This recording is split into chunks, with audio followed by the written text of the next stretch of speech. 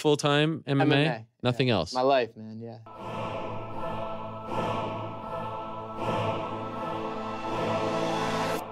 Back to the daily grind. Thanks for checking out the channel.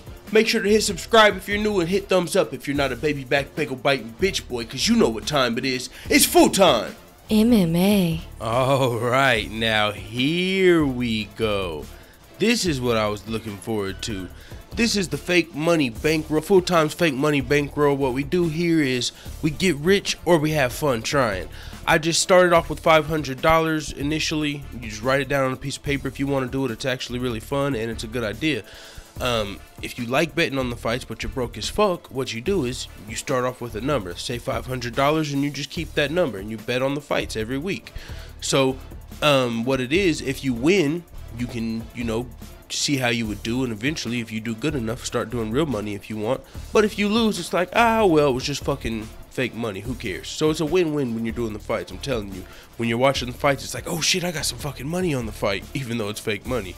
And when you lose even while you're watching the fight, you feel like you're betting, and even when you lose, you're like, oh yeah, who gives a fuck? It's fake money.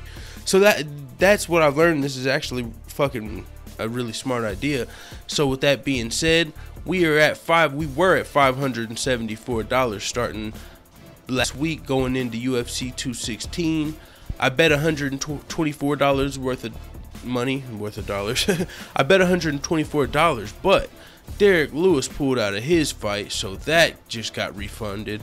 And then also Dariush versus Dunham resulted in a draw, which just got refunded. And since I picked Tony Ferguson to win, but I did just bet the oddball $24.48 that we had to make it an even number on Kevin Lee, we lost $24.48, which takes us back up to $550 because we started at $574. So we got refunded $100 and we lost the $24. So we ended up just losing $24 from where we started. So now that we're at $550, we're going to be betting on this week's Fight Pass UFC Fight Night Donald Cerrone versus Darren Till. And man, I do like Donald Cerrone. He's one of everybody's favorite fighters, but Darren Till is not on anybody's radar yet, and I don't think that's going to be for long. I think he's going to be around the UFC for a long time, and this is just the first name that we recognize really that he's fought. But he's got exactly what I feel like it takes to beat Donald Cerrone at this point in Donald Cerrone's career, which is precision striking. Because Donald Cerrone has, last week he was fucking out catching rattlesnakes on his boat. I mean, he's been in ATV accidents. I believe it was an ATV where Joe Rogan said he lost half of his intestines or some shit, and his liver got hurt. And so in his last fight versus Robbie Lawler, his corner started yelling in the third round, "Boy ain't got no liver! Boy ain't got no liver!" So before Robbie Lawler even started trying to hit the liver, Donald Cerrone heard that and started trying to defend it. Well, Darren Till, I went and watched all of his fights on Fight Pass, and this motherfucker is solid, well-rounded, precision striker, but he's trained all around the world. He's from Liverpool, England, if I'm not mistaken. Correct me if I'm wrong. And he moved to Brazil, training jiu-jitsu over there. He's been fighting, knocking out grown men since he was 15, 16 years old, according to Dan Hardy. I mean, the kid is the real deal, and he's young. He's undefeated, 15-0-1, and he's coming through in the main event fighting Donald Cerrone, who is on a 2-fight losing streak. He's fighting over in Poland. Donald Cerrone takes any fight, anywhere, any place, and that's not always the best decision, because if you listen to the Full-Time Family Podcast #1 with Barry Walters, he was talking about it too, how Donald Cerrone, where he's at in his career, he should be fighting the Robbie Lawlers and the Carlos Condits, but he's taking fights versus the Darren Tills and the Jorge Masvidals of the world. So, with that being said, he lost to Masvidal in devastating fashion. He got knocked out twice in one fight. Then he went on to have a war with Robbie Lawler, which he lost, which was a close decision.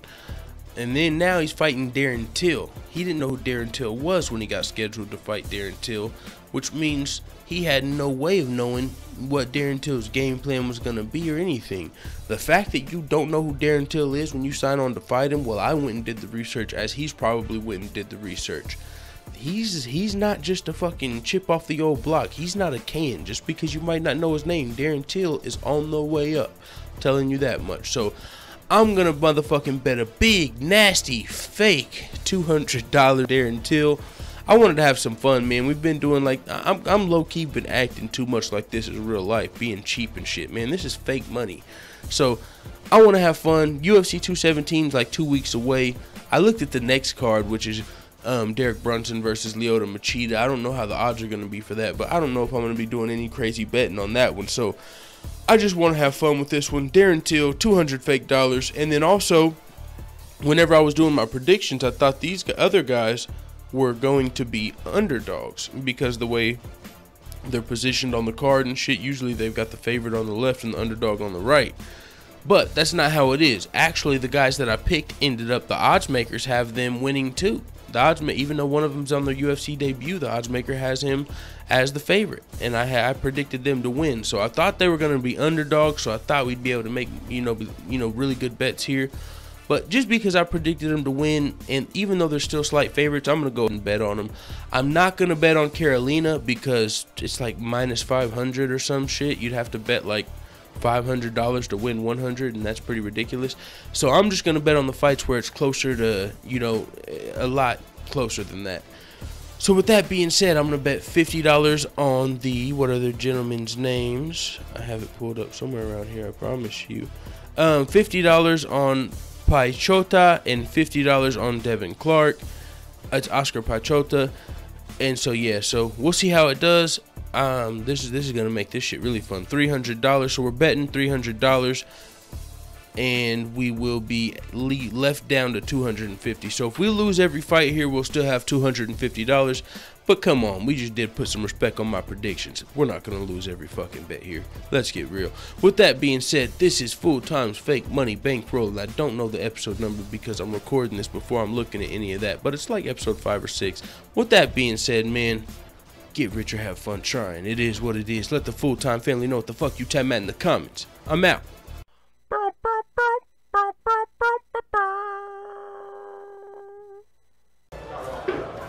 Bye, Felicia.